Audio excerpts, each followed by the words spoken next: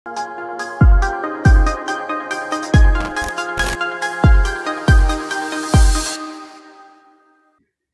वालेकुम, आदाब। मैं सैयद जावेद हसन। हमारे साथ अभी एक बेहद ख़ास मेहमान है। इससे पहले कि हम इनका तारुफ कराएं, हिंदुस्तान की दो तस्वीरों का जिक्र कर लेते हैं। कश्मीर में अभी काफ़ी बर्फ़बारी चल रही है और उसकी वजह से लगभग 2000 हिंदू ज़ायरीन, तीर्थयात्री, मुसाफिर फंसे हुए हैं और उस बर्फ़बारी के माहौल में के आलम में ये सारे लोग परेशान हाल थे। ऐसे में कई मुस्लिम घर के लोगों ने अपने घरों के दरवाज़े खोल दिए, मस्जिदों के दरवाज़े खोल दिए और उनमें इन हिंदुओं को पनाह दी, खाना दिया, कपड़ा दिया, ज़रूरी दवाएं भी दी। एक दूसरी तस्वीर पटना की है, जब कुछ दिनों पहले अटल बिहारी वाजपेयी के यौम पैदाइश के मौके पर देवी नाम की गायिका ने जब महात्मा गांधी का भजन गाया, ईश्वर अल्लाह तेरो नाम, तो इस पर ऑडियंस में कई ऐसे लोग थे जिन्होंने एतराज़ जाहिर किया। हालत ये हुई कि देवी को माफ़ी मांगनी पड़ी। हम इन दो बातों का जिक्र इसलिए कर रहे हैं कि इसका ताल्लुक़ हमारे मेहमान से है और हम उनका तारुफ कराते हैं। जमात इस्लामी हिंद के असिस्टेंट सेक्रेटरी हैं कम्युनल हारमोनी शोबा के, और इनका नाम है वारिस हुसैन साहब। वारिस हुसैन साहब, हमारे चैनल में आपका बहुत बहुत खैर मकदम है, स्वागत है। हमने जो ये दो तस्वीरें पेश की इस हिंदुस्तान की, क्या कहती हैं ये तस्वीरें? सबसे पहले तो मैं आपका शुक्रिया अदा करना चाहूँगा कि आपने अपने इस मशहूर चैनल पर कुछ बातें रखने का मौका दिया। देखिए, हमारा हिंदुस्तान एक ऐसा मुल्क है जिसमें कि मुख्तलिफ़ मज़ाहिब के लोग हज़ारों सालों से एक साथ मिलकर रहते चले आ रहे हैं और इत्तेफाक और इत्तेहाद के साथ मिलकर रहते चले आ रहे हैं। उनमें मोहब्बत रही है, आपस में मेल मिलाप रहा है, एक दूसरे की मदद का जज्बा रहा है और खैरखाही के जज्बे के साथ मिलकर इस मुल्क में रहते चले आ रहे हैं। उस फिज़ा को ख़राब करने की कोशिशें भी की गई और की भी जा रही हैं, लेकिन वो जो स्पिरिट लोगों के अंदर हज़ारों सालों से भरी हुई है उसको निकाला नहीं जा सकता। वो अपनी जगह पर अभी बरकरार है और वो ऐसे मौक़ों पर हमेशा देखने में आ जाती है।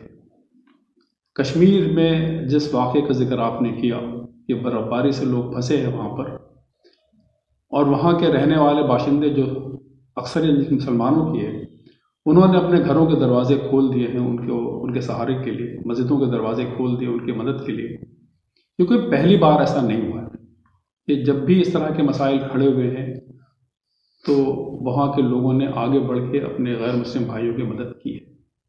पटना का जो इंसिडेंट आपने जिसका जिक्र किया, इसको जाहिर करती है कि कुछ लोग हैं जो उस सद्भाव को ख़त्म करने की कोशिश कर रहे हैं। लेकिन आप देखेंगे कि ये कोशिश उनकी सफल होती नज़र नहीं आएगी, इसलिए कि देश इसको बर्दाश्त नहीं कर सकता। ये देश के हित में भी नहीं। देश का भविष्य अंधकारमय हो जाएगा अगर इस भावना को जड़ पकड़ने दिया गया, इस भावना को मजबूत करने दिया गया, बल्कि दुर्भावना को अगर फैलने दिया गया तो देश का भविष्य बहुत अंधकारपूर्ण हो जाएगा। तो देश की तरक्की के लिए, देश के विकास के लिए भी आवश्यक है कि वो जो भारत की स्पिरिट है, हिंदुस्तान की स्पिरिट है, इस मुल्क की जो रूह है, उसको ज़िंदा रखा जाए और उसको ज़िंदा रखने की भरपूर कोशिश की जाए। और जो लोग इसमें कोशिश कर रहे हैं उनका साथ दिया जाए, उनकी मदद की जाए, उनका हौसला अफजाई की जाए। जमात इस्लामी हिंद हमेशा से इस बात को मानती है कि सारे इंसान एक आदम की औलाद है, एक माँ बाप की औलाद है। बल्कि जमात तो ये भी कहती है, इस बात को भी मानती है कि तमाम इंसान अल्लाह का कुनबा है, सब आपस में भाई भाई। तो इस भाई भाई के स्पिरिट को बरकरार रखने के लिए जमात ने हमेशा कोशिश की। बिल्कुल right from the day one जमात इसकी कोशिश कर रही है और सबको साथ लेके सबके साथ मिलकर चलने की एक भावना जमात समाज में पैदा करने की कोशिश जमात कर रही है। इधर चंद सालों से जब ये माहौल बहुत बिगड़ने लगा तो जमात को ये लगा कि नहीं, हमको इसमें आगे आना पड़ेगा, बजाय इसके कि माहौल से दबकर घबराकर पीछे हट जाएं, तो ये देश के हित में नहीं हुआ। तो जमात ने ये फैसला किया कि नहीं, हम इसमें आगे बढ़ेंगे और लीड लेंगे पूरे मुल्क में और इस माहौल को बेहतर बनाने की कोशिश करेंगे और जो हिंसा और सांप्रदायिक दुर्भाव फैल रहा है इसको दूर करने का हम भरपूर प्रयत्न करेंगे। तो जमात इस्लामी हिंद ने एक फैसला किया कि हम देश के अंदर 1000 के लगभग सद्भावना मंच बनाएंगे। सद्भावना मंच एक ऐसा मंच होगा जिसमें विभिन्न संप्रदाय के लोग आपस में मिलेंगे और एक उद्देश्य के तहत मिलेंगे कि हमको अपने इलाके में, अपने क्षेत्र में सांप्रदायिक सद्भाव को खराब होने से बचाना है और एक ऐसा माहौल पैदा करना है जहां पे सब लोग आपस में सद्भाव के साथ जीवन व्यतीत कर सकें और ऐसी शक्तियों को पनपने नहीं देना है जो समाज के माहौल को खराब करना चाहती है। तो जमात इस कोशिश में लगी हुई है और हर शहर में और हर मोहल्ले में सद्भावना मंच के को फॉर्म करने की कोशिश में लगी है और इसमें जमात को बहुत सफलता मिल रही है। आपको जानकर खुशी होगी कि इसमें हर संप्रदाय के लोग आगे बढ़कर साथ देने को तैयार हैं और हर कोई ये कह रहा है कि नहीं, जो कुछ भी हो रहा है ये देश हित में नहीं है और जमात की इस कोशिश की हम सराहना करते हैं और हम इसमें आपका पूरा सहयोग करेंगे, पूरा साथ देंगे। और कितने सारे वाक़यात ऐसे हुए हैं जहाँ पर कि लोगों ने सांप्रदायिक सद्भाव को ख़राब करने की कोशिश की, तो सद्भावना मंच के लोगों ने आगे बढ़कर वहाँ पर उस माहौल को ठीक किया, उनका मुकाबला किया और एडमिनिस्ट्रेशन के साथ मिलकर वहाँ के माहौल को ठीक रखा और ठीक किया। तो जमात की ये कोशिश उसी तरफ है जो इस देश की असल स्पिरिट है, इस देश की असल रूह है।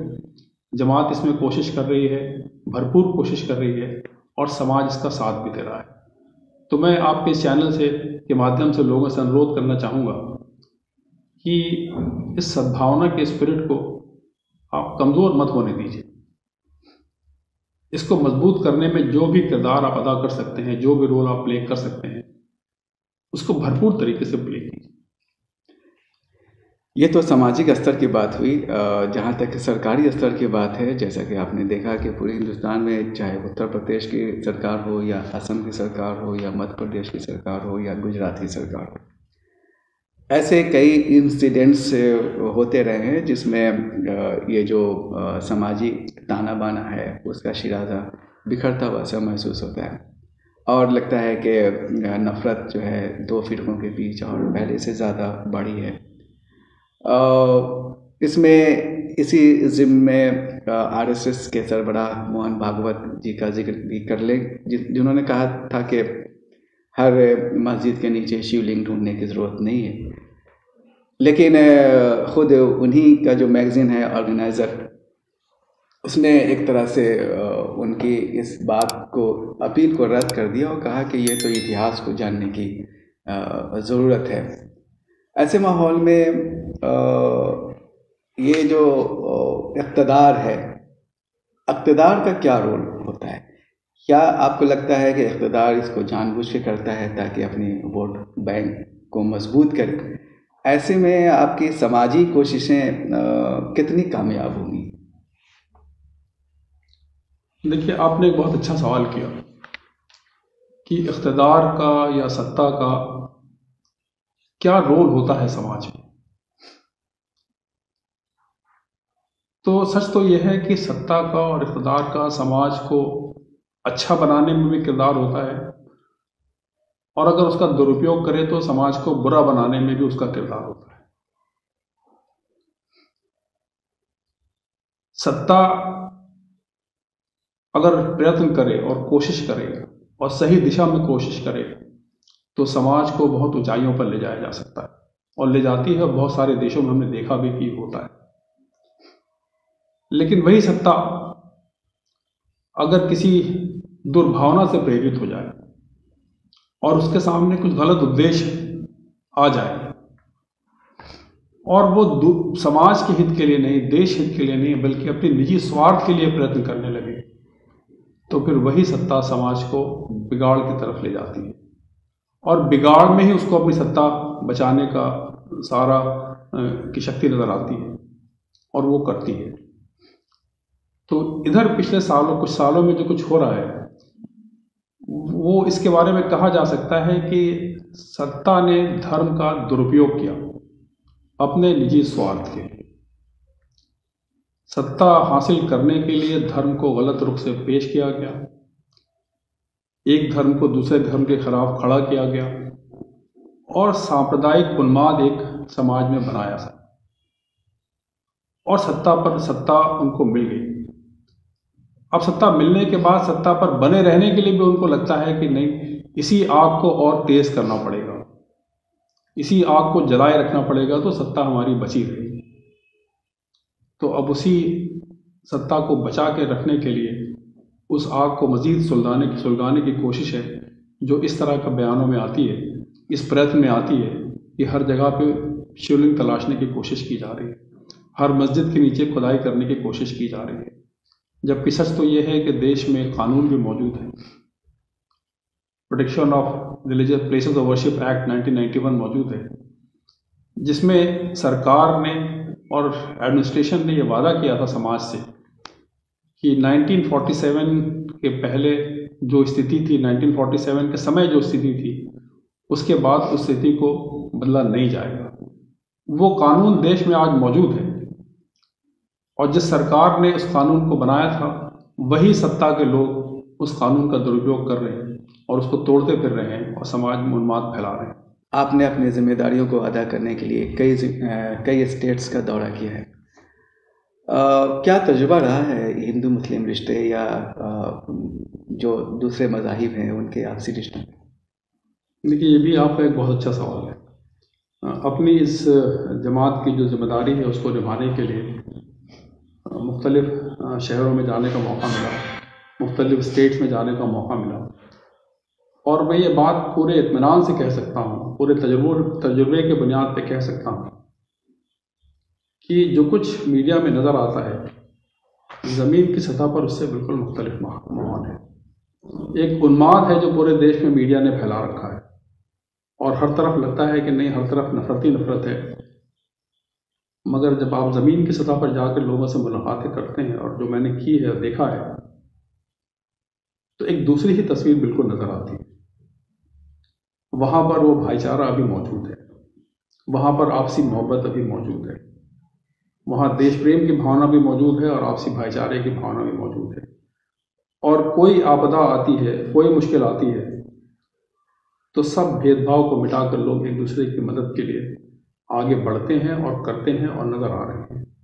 और जब आप उनके सामने ये बात रखिए कि जो कुछ इस समय देश में हो रहा है वो देश के हित में नहीं है, तो सब इस बात को स्वीकार करते हैं कि ये जो हो रहा है देश हित में नहीं है और हमको इसका विरोध करना चाहिए और हम इसका साथ नहीं देते। तो जो कुछ मीडिया में दिख रहा है वो वास्तविकता नहीं है। मीडिया एक उन्माद फैला रहा है जो आर्टिफिशियल उन्माद है। ज़मीनी स्तर पर ऐसा कुछ भी नहीं है। अगर ये कहा जाए तो उन्माद फैलाने वाले लोगों का एक 20-25% लोग होंगे, लेकिन बाकी 75-80% लोग ऐसे हैं जो अभी उसी तरह से रहना चाहते हैं जो देश का पुराना इतिहास है। पिछले 10 साल में औरतों का एक तरह से सेफ्रोनाइजेशन करने की कोशिश की गई है, उनको सांप्रदायिक बनाने की कोशिश की गई है, एक वर्ग की, एक समुदाय की औरतों को। सद्भावना मंच ऐसी औरतों को किस तरह से अपने परव्यू में लेता है? देखिए, सद्भावना मंच जो प्रयत्न करेगा सामाजिक सद्भाव को बना के रखने में, उसमें एक चीज़ ये भी शामिल है कि दूसरे धर्म के बारे में जानना और दूसरे धर्म के बारे में समझना, इसकी कोशिश की जाएगी। और जो गलत फहमियाँ दूसरे धर्म के बारे में फैलाई गई हैं समाज में, सभी धर्मों के बारे में गलत फहमियाँ फैलाई गई हैं, उनको समझने और उन पर बात करने की कोशिश भी सद्भावना मंच के प्लेटफॉर्म पे की जाएगी। अभी जो स्थिति है वो ये है कि हमारा वार्तालाप बीच में टूटा हुआ है, कम्युनिकेशन नहीं होता। अगर कोई गलत बात समाज में फैल गई तो लोग उसको सच मान के बैठ जाते हैं। तो सद्भावना मंच इस बात की कोशिश करेगा कि गलत जो दुर्भावनाएं फैलाई गई, जो गलत फहमियाँ फैली हैं, उन पर डिस्कशन हो, उन पर बातें हों और उनको दूर करने का प्रयत्न किया जाए। तो महिलाओं की स्थिति के बारे में भी सद्भावना मंच की कोशिश होगी कि महिलाओं का समाज में जो स्थान है, और जो अगर मैं कहूँ तो इस्लाम जो उनको स्थान देता है, उसको बताने का प्रयत्न करेगा कि महिलाओं का समाज में जो स्थान बहुत उच्च स्तर पर स्थान है, तो उनको वो स्थान मिलना चाहिए। महिलाओं का अपमान करना समाज के हित में नहीं होगा। और महिलाएं हमारे देश का निस्फ हिस्सा है, 50% आबादी तकरीबन महिलाओं की है। तो अगर महिलाओं के साथ दुर्व्यवहार होगा तो समाज की प्रगति में बाधा उत्पन्न होगी। तो महिलाओं के प्रति एक अवेयरनेस पैदा की जाएगी, महिलाओं के बारे में अच्छी भावना उत्पन्न करने की कोशिश की जाएगी, और महिलाओं को साथ लेकर भी हम चलने का प्रयत्न करेंगे। और हमारे सद्भावना मंच के फॉर्मेशन में ये भी टारगेट है कि महिलाओं का भी सद्भावना मंच बने। महिलाएं सद्भावना मंच बनाकर खुद से भी समाज को बेहतर बनाने की कोशिश करें और अपने अधिकारों के लिए भी वहाँ से प्रयत्न करें।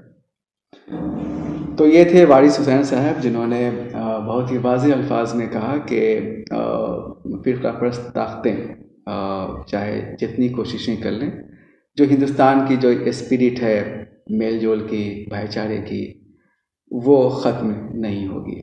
हम उम्मीद करते हैं कि वारिस हुसैन साहब की ये बातें पूरे हिंदुस्तान में एक दिन शर्मिंदा ताबीर होगी। बिहार लोक संवाद के लिए मैं सैयद जावेद हसन, पटना। शुक्रिया।